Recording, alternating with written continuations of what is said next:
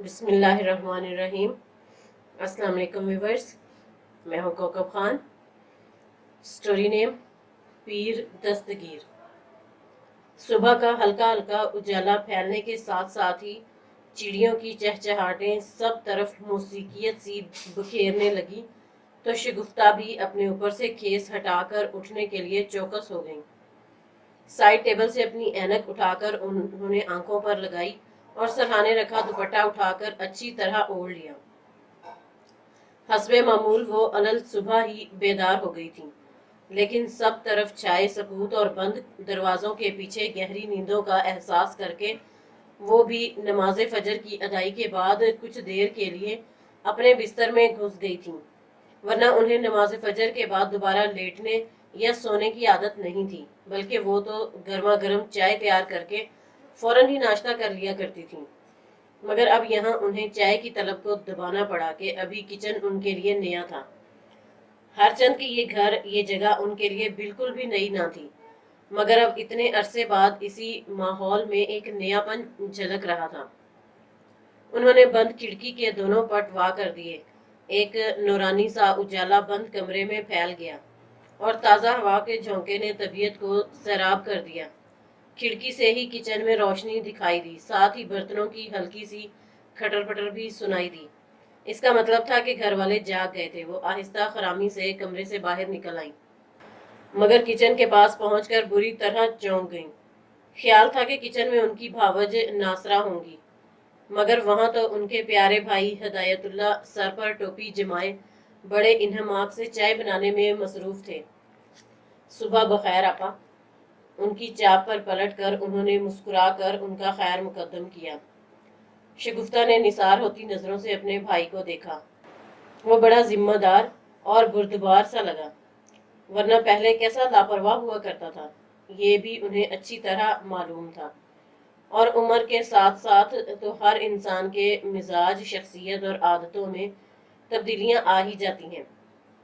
इसका सबसे बड़ा उस्ताद वक्त और तजर्बा होता है, मगर फिर भी कभी कभी उसकी सारी समझदारी धरी रह जाती है और वक्त के हाथों चोट खाकर एक नया सबक उसके अंदर एक नई तब्दीली लाता है। तुम चाय बना रहे हो? उन्होंने ताज्जुब से पूछा। जी आपा, काफी अरसे से मैंने ये अपना मामूल बना लिया है। दरअसल नासरा रात को देर तक जागती है, फिर उसे दायमी खांसी ने भी खासा तंग कर रखा है। रात भर बेआराम रहती है, इसलिए सुबह जल्दी नहीं उठ पाती। उन्होंने बिना शर्मिंदगी के बड़े रसान से उन्हें आगाह किया। लाओ, मैं तुम्हारी मदद कर देती हूँ। वो चंद कदम आगे बढ़ी। अरे नहीं आपा, चाय तो तैयार है। मुझे मालूम था कि आपको सुबह खेजी की आदत है, इसीलिए नमाज पढ़ते हुए वापसी पर मैं हलवाई की दुकान से आपके लिए हलवा पूरी लेता हुआ आ गया। हदायत ने मोहब्बत से कहा। अरे क्या जरूरत थी, बस सादा सा नाश्ता सही था। वैसे भी अब इस उम्र में शकील चीजें मैदे पर गिरां गुजरती हैं। चलो खैर, ले आए हो तो खा लूंगी। बड़े अरसे बाद हम दोनों बहन भाई मिलकर नाश्ता करेंगे। फितरी खुशी से उनका चेहरा चमकने लगा। सूरज की उजली किरणों ने सोए सोए हर मंजर को नुमाया कर दिया था। उनकी बेताब नजरें सब तरफ दौड़ने लगीं, लेकिन जिस माहौल और जिस मंजर से वो मानूस थी वो वहां मफकूद था। जानी बूझी जगह अनजानी सी लग रही थी। यहाँ आने से पहले और सारा रास्ता ही वो बहुत पुरजोश और जज्बाती सी होती रही थी। ये वो घर था जहाँ उनका बचपन गुजरा था। उम्र के 19 बरस इस घर में लातादाद यादों की सूरत सब तरफ बिखरे थे, लेकिन अब यहाँ सब बदला हुआ नजर आ रहा था। इतने बरसों में बहुत कुछ बदल गया था। सीमेंट के पक्के फर्श पर एक जानिब कपड़े धोने की होदी थी, मगर अब वहाँ मोजाइक का फर्श था और होदी की जगह वाश बेसन था, जिस पर बड़ा खूबसूरत सा फैंसी आईना लगा हुआ था। खुले बरामदे पर छत डाल दी गई थी और ग्लास वाल लगाकर उसकी खूबसूरती मजीद बढ़ा दी गई थी। कार्नर पर मिनी प्लांट की खूबसूरत बेल दीवार पर चढ़ रही थी। वो कमरा जहाँ खजूर की चटाई पर बैठकर छोटे बच्चे सिपारे पढ़ते थे, अब वहाँ बच्चों का स्टडी रूम था। میز، کرسیاں، بک شیلف اور ایسا ہی بہت سا سامان وہاں رکھا تھا۔ کچن کے باہری ہوا کے رخ پر مٹی کی سراہی رکھی رہتی تھی اور اس کے پاس ہی پانی جذب کرنے کے لیے مونج کا ٹکڑا ڈال دیا جاتا تھا تاکہ پانی اس ٹکڑے میں جذب ہو جائے۔ مگر اب وہاں سپاٹ سا فرش تھا اور سنگی دیوار کے پاس پانی کا پائپ اور وائپر رکھا ہوا تھا۔ 24 برس پہلے وہ حارث کی دلہن بن کر یہ انگنا چھوڑ کر کینیڈا روانہ ہو گئی تھی۔ وہ جدائی اور دوری کے احساس سے بے حد نڈھال اور افسردہ تھیں کہ حارث بھی نئی نویلی دلہن کو سنبھالنے میں ہلکان ہو گئے۔ شادی کے بعد اوائل سالوں میں ہی انہوں نے ایک آدھ بار پاکستان کا چکر لگایا تھا۔ ہر بار واپسی پر وہ پہلے سے بھی زیادہ اداس ہو جاتی تھیں، مگر پھر جیسے تیسے انہوں نے خود کو اس زندگی میں ایڈجسٹ کر ہی لیا۔ حارث نے بھی ان کا خیال رکھنے میں کبھی کوئی کمی نہ کی تھی۔ گھومنا پھرنا، سیر سپاٹے اور شاپنگ میں کوئی کسر نہ چھوڑی۔ لیکن اصل بات یہ تھی کہ شگفتہ کو ان باتوں سے تقویت نہ ملتی تھی۔ جب بہت گھبرا کر انہوں نے ایک اسلامی مرکز میں جانا شروع کیا تو پہلی بار انہیں اپنی ذات کے خول سے نکل کر اپنے مذہب کو قریب سے سمجھنے اور جاننے کا موقع ملا۔ اپنے دکھ اور کمزوریوں سے نکل کر وہ اپنی خامیوں اور غلطیوں کو سدھارنے میں لگ گئی۔ اس عمل سے ان کے ہلکان دل کو اتنی تقویت ملی کہ ان کی ساری کسک جاتی رہی۔ اب ایک مدت بعد انہوں نے پاکستان کا رخ کیا تھا کیونکہ انہیں اپنے بیٹے کے لیے ایک نیک سیرت اور باحیا لڑکی کی تلاش تھی، اور دوسرے ان کی حب الوطنی انہیں بے چین کر رہی تھی۔ بچھڑے عزیزوں اور آبائی گھر کو زندگی میں ایک بار پھر دیکھنے کی تڑپ نے انہیں بہت پرجوش کر دیا تھا۔ جب تک ہدایت حلوہ پوری اور چائے لے کر آئے تب تک وہ حال سے ماضی اور ماضی سے حال کا سفر طے کر کے واپس آ چکی تھیں۔ بھائی کے ساتھ ناشتہ کرتے ہوئے وہ بغور ان کا جائزہ لیتی رہیں۔ بردباری اور سنجیدگی تو خیر ان کی عمر کا تقاضا تھا، مگر ان کی کنپٹیوں کے سفید بال وقت سے پہلے انہیں بوڑھا دکھا رہے تھے۔ چہرے پر تفکر کی پرچھائیاں اور دبلا پن دیکھ کر انہیں بہت افسوس ہوا۔ ہدایت ان کا وہ بھائی تھا جس پر ٹوٹ کر جوانی آئی تھی۔ اس کے مضبوط ہاتھ پیر اور نکلتا ہوا قد سبھی کی نظروں میں آتا تھا، مگر اب جوانی ڈھل گئی تھی۔ گزرتا وقت بہت گہری چھاپ ان کے نقوش پر چھوڑ گیا تھا۔ بدل تو خیر وہ خود بھی گئی تھیں۔ ان کا جسم پہلے سے کہیں فربا ہو گیا تھا اور سر کے بال بھی خاصے کم ہو گئے تھے، مگر اچھی آب و ہوا کی وجہ سے ان کے چہرے پر بڑی جاندار ملاحت نظر آتی تھی اور چہرے کی رنگت بھی سرخ و سفید تھی۔ یا تو یہ ان کی عبادتوں اور نیک خیالات کا کمال تھا یا پھر ان کے اندر اترے گہرے سکون و اطمینان کی وجہ سے تھا۔ بہت کمزور اور دبلے لگ رہے ہو ہدایت اللہ، انہوں نے خاصی تشویش سے پوچھا۔ بس آپا، زندگی کے 100 بکھیڑے اور الجھنے ہیں، نہ پریشانیاں ختم ہوتی ہیں اور نہ حالات بدلتے ہیں۔ بہت کوشش کرتا ہوں کہ ناصرہ کو خوش رکھوں، مگر مسئلے مسائل تو جی کا جنجال بن گئے ہیں۔ انہوں نے ادھوری سی وضاحت دی۔ ہاں وہ تو میں دیکھ رہی ہوں کہ تم نے ماشاءاللہ گھر کو بنانے میں بڑی محنت کی ہے، مگر اپنا بھی تو خیال رکھا جاتا ہے، کہوں گی میں ناصرہ سے۔ انہوں نے ارادہ ظاہر کیا۔ ارے نہیں آپا، ناصرہ سے کچھ کہنے کی ضرورت نہیں، وہ تو پہلے ہی خاصی پریشان رہتی ہے۔ بہت تعاون کرتی ہے وہ میرے ساتھ گھر چلانے میں، مگر مسائل ختم ہی نہیں ہوتے۔ آپ کو نہیں پتا، اس نے سنبل کا رشتہ بھی بڑے جتنوں سے کیا ہے، ورنہ اپنوں نے تو حد ہی کر دی تھی ہمیں پریشان کرنے میں۔ ارشد کی منگنی کرانے میں بھی ناصرہ ہی کا کمال ہے، ورنہ لوگوں نے تو بندشیں کرا دی تھیں ہمارے ارشد کے لیے تاکہ اس کی شادی ہی نہ ہو۔ ہدایت نے بلا جھجک انہیں بہت سی اہم باتوں سے آگاہ کیا۔ آئے ہے، یہ کون ہے جادو ٹونا کرنے والے؟ وہ حق تک سی فکر مندی سے پوچھنے لگی۔ چھوڑیں آپا، آپ بھی کن باتوں میں پڑ گئیں، چلے کچھ اور باتیں کرتے ہیں۔ انہیں پریشان دیکھ کر ہدایت نے فوراً ہی موضوع بدل دیا، مگر در حقیقت شگفتہ نئی سوچوں میں گر گئی تھی۔ ہدایت کے جانے کے بعد بھی وہ بہت دیر تک ان کی باتوں پر غور کرتی رہی۔ ارد گرد پھیلے گمبھیر سناٹے کو کسی اسکول وین کے تیز ہارن نے توڑا۔ تب کچھ چونک کر انہوں نے اپنے اطراف پر غور کیا۔ اس وقت وہ بالکل اکیلی بیٹھی تھی۔ گھر کے مکین ابھی تک خواب غفلت میں پڑے میٹھی نیند میں مدہوش تھے۔ انہوں نے دیوار کی گھڑی میں وقت دیکھا تو 8 بج چکے تھے، مگر ماحول پر وہی خوابیدہ سکوت چھایا ہوا تھا، جیسے رات ابھی گزری نہ ہو۔ حالانکہ رات تو کب کی گزر چکی تھی، نیا سورج طلوع ہوئے کافی دیر ہو چکی تھی، مگر اس گھر کے کمروں برآمدوں میں اندھیرا اترا ہوا تھا، جس نے ساری برکتوں اور رحمتوں کو اپنی سیاہی میں چھپا لیا تھا۔ اس غیر محسوس سی خاموشی سے گھبرا کر وہ اپنے کمرے میں چلی آئیں اور فراغت کے ان لمحات کو گزارنے کے لیے فضائل و اعمال کا مطالعہ کرنے لگیں۔ جانے کب تک وہ اکیلی بیٹھی رہیں، پھر تھک کر بستر پر دوبارہ لیٹ گئیں۔ اپنی پوری زندگی میں انہوں نے کبھی بھی اتنا زیادہ آرام نہیں کیا تھا۔ 11 بجے کے قریب گھر میں زندگی کے آثار نمودار ہوئے۔ باہر کی چہل پہل اور آوازوں کو سن کر وہ خود بھی باہر چلی آئیں، جہاں ناصرہ کچن میں گھسی ناشتے کا انتظام کر رہی تھی اور ملازمہ وہیں کھڑی سنک میں برتن دھو رہی تھی۔ 12 بجے تک ناشتے سے فارغ ہو کر ناصرہ سب سے اہم مسئلے آج کیا پکایا جائے کو لے کر بیٹھ گئی۔ حد ہوتی ہے لاپرواہی کی، بغیر بتائے ہدایت اتنی جلدی دکان پر چلے گئے۔ پتا بھی ہے کہ آپا آئی ہوئی ہیں، مگر خیال ہی نہیں ہے۔ اسے اپنے میاں پر غصہ تھا۔ ارے بھائی، میں کچھ بھی کھا لوں گی، میرے لیے تکلف نہ کرو، شگفتہ نے فوراً منع کیا۔ اس کی آپ فکر نہ کریں، وہ تو میں خود ہی دیکھ لوں گی، مگر یہ ہدایت بھی ایسے ہیں کہ ان پر غصہ آ جاتا ہے۔ میرے جاگنے سے پہلے ہی اتنی جلدی گھر سے نکل گئے۔ وہ بدستور غصے میں تھے۔ جلدی؟ شگفتہ نے چونک کر گھڑی دیکھی جو اب 1 بجنے کا اعلان کرنے والی تھی، مگر وہ ناصرہ کو کچھ کہہ نہ سکیں کیونکہ اس وقت وہ بہت مصروف تھی۔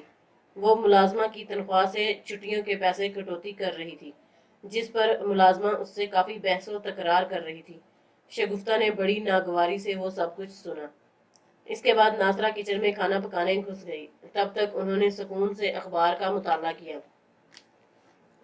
اسی وقت ناصرہ کی اکلوتی بیٹی سنبل دہائی دیتی چلی آئی۔ ذرا سی دیر میں ہی ایک ہنگامہ گرم ہو گیا۔ سنبل غصے میں اپنے شوہر سے لڑ کر میکے آ گئی تھی اور اب دونوں ماں بیٹیاں رونے دھونے اور اس کے سسرال والوں کو کوسنے دینے میں مصروف تھیں۔ سنبل کے گلے شکوے ہی ختم نہ ہو رہے تھے اور ناصرہ اسے ڈھارس دیتی جا رہی تھی۔ کیا ہو گیا ناصرہ، آخر قصہ کیا ہے؟ شگفتہ نے ناصرہ کا کندھا ہلا کر متوجہ کیا اور ناصرہ تو جیسے منتظر بیٹھی تھی۔ ان کی ذرا سی ہمدردی اور اپنائیت پر اس نے سنبل کی سسرال میں ہونے والے مظالم کی داستان بیان کر دی۔ مجھے کیا معلوم تھا کہ وہ لوگ اتنے جاہل اور نیچ نکلیں گے۔ ساس بیٹے کو بیوی کے خلاف ورغلاتی رہتی ہے، وہ جلاد بن کر اس پر ظلم توڑتا ہے، ہر بات پر پابندی اور روک ٹوک ہے۔ میکے والے بے حد برے ہیں، نہ وہ اسے کہیں آؤٹنگ پر لے جاتا ہے، نہ ہمارے گھر آنے دیتا ہے۔ گھل گھل کر آدھی ہو گئی میری بچی۔ وہ جو شروع ہوئی تو چپ کرانا مشکل ہو گیا۔ سب ٹھیک ہو جائے گا، فکر نہ کرو۔ اس کا غصہ اترے گا تو خود ہی بیوی کی یاد آئے گی۔ شگفتہ نے ماں بیٹی کو دلاسا دیا، مگر کچھ بھی ٹھیک نہ ہوا۔ بات بڑھتی ہی گئی۔ ناصرہ نے صاف کہلوا دیا کہ سنبل اب وہاں نہیں جائے گی۔ ادھر سے ترنت جواب آ گیا کہ بلا سے بیٹھی رہے، اور ناصرہ تو غصہ سے ادموئی سی ہو گئی۔ ان کی یہ جرت، یہ ہمت! ارے فقیروں کی طرح جھولی پھیلا کر مانگ کر لے کر گئے تھے میری سنبل کو، اور اب دکھا دی اپنی اصلیت۔ میں نے بھی ان لوگوں کی ناک رگڑوا کر نہ چھوڑی تو میرا نام بھی ناصرہ نہیں۔ ناصرہ نے علل اعلان تہیہ کیا۔ شگفتہ خاموش تماشائی کی طرح سب دیکھتی رہی۔ حالات بد سے بدتر ہو گئے۔ ادھر سنبل کی پریشانی ختم بھی نہ ہوئی تھی کہ ناصرہ کے بیٹے ارشد کی منگنی ٹوٹ گئی۔ ارے نہ جانے کس دشمن کی نظر لگ گئی میرے گھر کو، مشکلوں نے میرا ہی گھر دیکھ لیا ہے۔ یا اللہ، ان حاسدین کو غارت کر جنہوں نے میرا گلشن اجاڑا ہے۔ ابھی تو سنبل کا ہی مسئلہ حل نہ ہوا تھا کہ ارشد کی منگنی بلا وجہ ہی ٹوٹ گئی۔ ناصرہ سخت پریشان تھی۔ اس بار شگفتہ چپ نہ رہ سکیں۔ کتنے ہی دنوں سے وہ خاموش بیٹھی یہ سب کچھ دیکھ رہی تھی۔ میرا تو خیال ہے کہ تم اپنے بھائی منظور کو بلا کر ان سے بھی مشورہ لو۔ وہ تمہارے بڑے بھائی ہیں، ہو سکتا ہے وہ سنبل کے مسئلے کا حل نکال دیں۔ انہوں نے مشورہ دیا۔ ان سے تو ہماری بات ہی نہیں ہے۔ انہوں نے ہماری سنبل کو لینے کے بجائے اپنی بیوی کی بھانجی کو اپنی بہو بنا لیا۔ اب جو ہماری سنبل یہ ساری مصیبت پیٹ رہی ہے تو یہ سب انہی کی وجہ سے ہے۔ اگر وہ اسے بہو بنا لیتے تو وہ اتنا دکھ ہی نہ اٹھاتی۔ ہمارا تو ان سے کافی عرصہ سے ملنا جلنا ختم ہے۔ ناصرہ کے نئے انکشاف سے وہ پہلے سے بھی زیادہ پریشان ہو گئی۔ یعنی قطع رحمی کر لی ہے تم نے؟ چچ، یہ تو بہت بری بات ہے۔ انہیں حقیقتاً بہت دکھ پہنچا تھا۔ اسی قابل ہیں وہ، ہم نے تو انہیں سنبل کی شادی پر بھی نہیں بلایا تھا۔ ناصرہ نے فخریہ انکشاف کیا۔ مگر ناصرہ، یہی رشتہ داریاں ہماری آزمائش ہوتی ہیں۔ یہ بات بالکل بھی مناسب نہیں لگ رہی۔ تمہیں ان سے ملنا جلنا ختم نہیں کرنا چاہیے۔ وہ کہے بغیر نہ رہ سکیں، مگر ناصرہ ان کی بات سنی انسنی کر کے اپنے کسی کام میں مصروف ہو گئی۔ سنبل کا مسئلہ کسی طور حل ہو کر نہ دے رہا تھا۔ ناصرہ کا بلڈ پریشر بھی ہائی ہو گیا اور اختلاج قلب نے اسے مکمل طور پر نڈھال کر دیا۔ ادھر آئے روز کی مہمانداری بھی جاری و ساری تھی، کیونکہ عزیز رشتہ دار شگفتہ سے ملنے وہیں آ رہے تھے۔ سنبل والی بات بھی کسی سے چھپی نہ رہی اور ارشد کی منگنی ٹوٹنے کی خبر کو سب نے چٹخارے لے کر ادھر ادھر پھیلایا۔ انہی دنوں ان کی دوسری بھاوج یعنی ناصرہ کی دیورانی شاہدہ نے انہیں بشرط رازداری یہ بات بھی بتائی کہ ارشد کی بات بچپن ہی سے ان کی بیٹی ہما سے طے تھی۔ لیکن ناصرہ نے پیسہ دیکھ کر ارشد کی منگنی مالدار گھرانے میں کر دی تھی۔ اب عقل ٹھکانے آ گئی ہوگی ناصرہ کی۔ شاہدہ نے ان کے کان میں سرگوشی کی۔ اس خبر کو سن کر شگفتہ کو ناصرہ کی عقل پر کافی افسوس ہوا۔ ہما کو انہوں نے دیکھا تھا، وہ بہت پیاری اور شوخ سی لڑکی تھی اور آج کل ان کی خدمت پر کمر بستہ تھی، کیونکہ یہ بات بھی سب کے علم میں تھی کہ وہ اپنے بیٹے کے لیے لڑکی کی تلاش میں ہیں۔ اب شاہدہ ہما کے رشتے کے لیے پریشان تھی۔ اگر کوئی رشتہ آپ کی نظر میں ہو تو ہما کو ضرور یاد رکھیے گا آپا۔ انہوں نے دبے لفظوں میں شگفتہ کو اشارہ بھی دے دیا، اور شگفتہ تو اس خبر کو سنتے ہی ہما کے لیے پریشان ہو گئی تھی۔ لیکن ان کی چھوٹی بہن میمونہ کے اگلے انکشاف کو سن کر انہیں سخت دھچکا پہنچا۔ ہما کے کرتوت ہی کہاں اچھے ہیں، ادھر ادھر دوستیاں پال رکھی ہیں، اسی لیے تو ناصرہ نے اسے رد کیا تھا۔ میمونہ نے بڑی رازداری سے انہیں آگاہ کیا۔ ہاں، یہ تم کیا کہہ رہی ہو؟ اور یہ شاہدہ نے بیٹی کی طرف سے آنکھیں کیوں بند کر رکھی ہیں؟ نظر نہیں رکھتی وہ اس پر؟ انہیں بے حد افسوس ہوا۔ ہاں، اسے یہ سب نظر نہیں آتا، بس ایک ایک سے ہما کے رشتے کے لیے کہتی رہتی ہے۔ وہ بیزاری سے کہہ کر ان کے پاس سے ہٹ گئی، یہ دیکھے بغیر کہ شگفتہ گمسم بیٹھی رہ گئی ہیں۔ ان ہیر پھیر کی باتوں نے صحیح معنوں میں انہیں چکرا کر رکھ دیا تھا۔ ان سب کی شخصیت پیاز کے چھلکوں کی طرح پرت در پرت ظاہر ہو رہی تھی۔ ہر کوئی اپنے اصلی روپ سے الگ ثابت ہو رہا تھا۔ وہ سب ایک دوسرے سے مل رہے تھے، ایک دوسرے کے معاملات سے آگاہ تھے، مگر دل کے اندر باہر کے حالات بے حد مختلف تھے۔ منگنی ٹوٹنے کے بعد سے ارشد کا موڈ بے حد خراب تھا، اور جس روز سے ہما وہاں سے ہو کر گئی تھی اس کا مزاج اور بھی بگڑ گیا۔ اس نے غصے سے کرسی کو ٹھوکر ماری اور سب کا بائیکاٹ کر کے کمرہ نشین ہو گیا۔ ادھر سنبل تصویر غم بنی بیٹھی شگفتہ کو اس کا اجاڑ روپ دیکھ کر وحشت ہونے لگی، اور ناصرہ تو نہ جانے کن چکروں میں پڑ گئی تھی۔ چند دن سے اس کے معمولات بھی کچھ عجیب سے ہو گئے تھے۔ روز دوپہر کو وہ گھر سے باہر چلی جاتی تھی اور اب ہر روز باقاعدگی سے الگ کمرے میں اگربتیاں جلا کر بیٹھ جاتی۔ اس کے بعد مرچوں اور کافور کی دھنی سارے گھر میں دیتی پھرتی۔ اس کے علاوہ ہر روز مغرب کے وقت ایک چراغ جلا کر دہلیز پر رکھ دیتی۔ اس نے سنبل کے بازو پر بھی ایک تعویذ باندھ دیا تھا۔ یہ سب کیا ہے ناصرہ؟ شگفتہ سے رہا نہ گیا تو پوچھ بیٹھی۔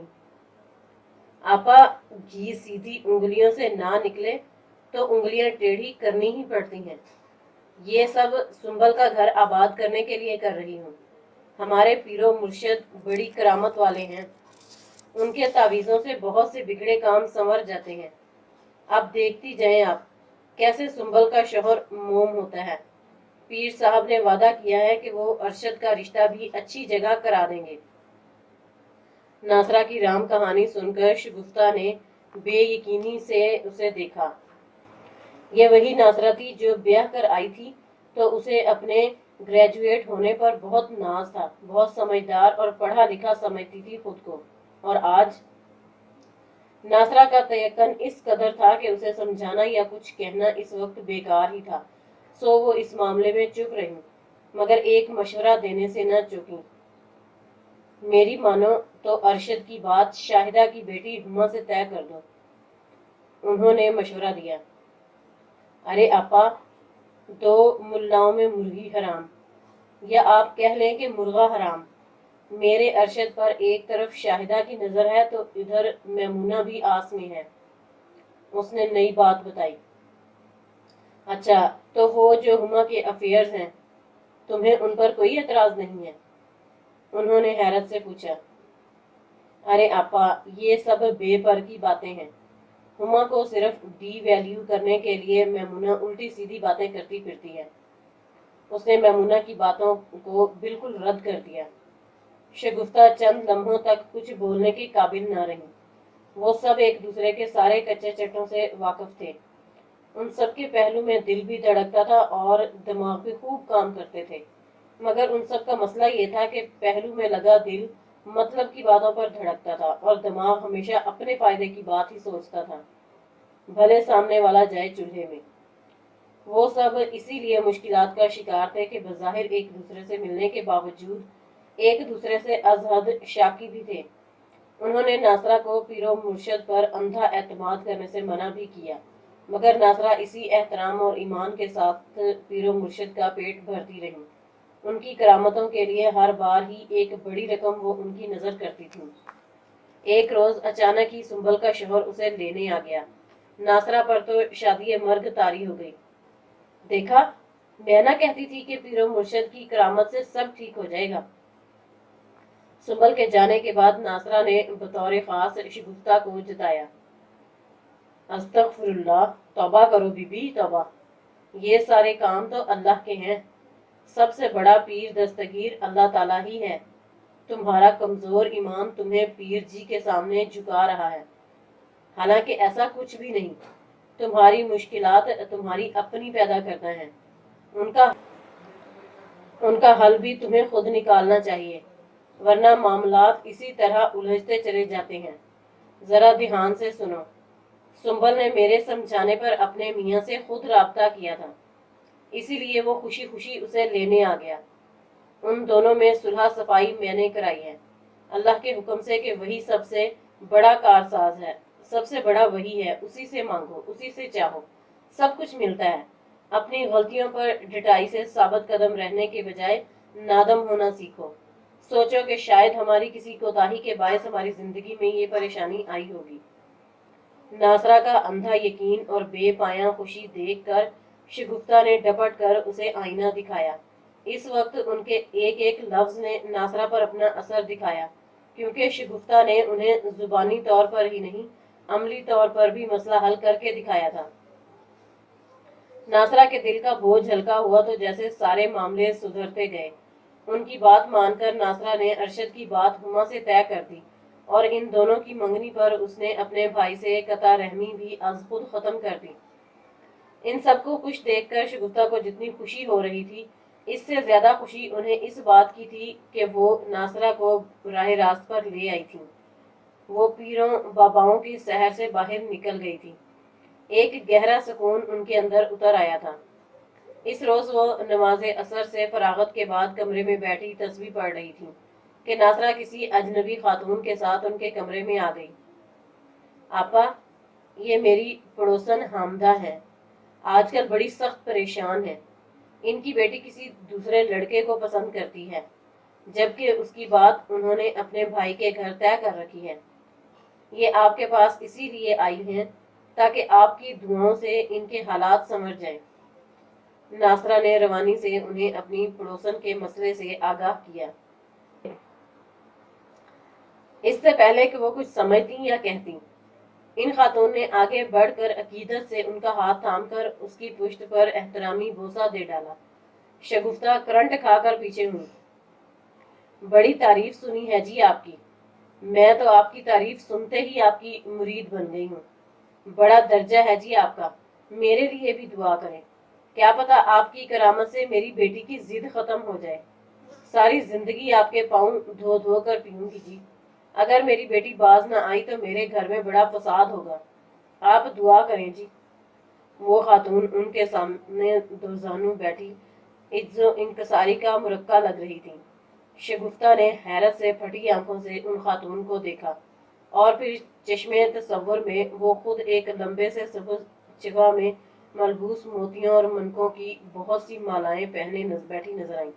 اس تصور سے ہی انہوں نے جھرجھری لی اور ایک طرف ڈھہ گئیں۔ ڈیئر ویورز، اس سے یہ نتیجہ نکلتا ہے کہ ہمیں اپنے معاملات میں اللہ پر بھروسہ کرنا چاہیے اور تمام چیزوں کو صحیح رکھنے کی کوشش کرنی چاہیے، نہ کہ اپنے رشتہ داروں سے قطع تعلق کریں اور معاملات کو خراب کریں۔ اپنی جہاں تک ہماری کوشش ہو سکتی ہے اس کو صحیح رکھیں اور اللہ پر یقین رکھیں کہ وہ ہمارا ساتھ ضرور دے گا اور ہمارے۔ ڈیئر ویورز، اگر آپ کو ہماری ویڈیوز اچھی لگتی ہیں تو ہمارا چینل سبسکرائب کیجئے اور بیل آئیکن دبانا مت بھولیے گا۔ اپنا اور اپنے پیاروں کا بہت خیال رکھیے۔ اللہ حافظ۔